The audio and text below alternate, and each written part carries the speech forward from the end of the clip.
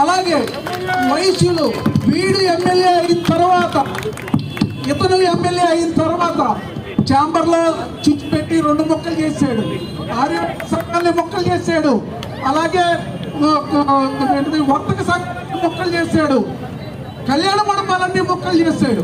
అదే అంటూ ముస్లింలు చేస్తున్నాడు, నగరాల్లో చేస్తున్నాడు. కులం అందరూ ఒకే తాటి మీద ఉండాలి, ఇంకా ఎదగాలనేది మహేష్ తాపత్రయం.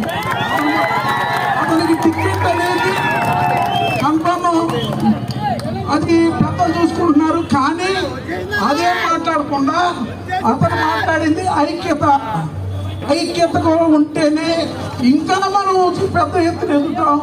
మనమే ఇచ్చే చేతిలోకి వెళ్ళాలి, చెయ్యి చాచేటట్టుగా ఉండదు, చెయ్యి పెట్టేటట్టుగా ఉండాలి. అతని సందేశం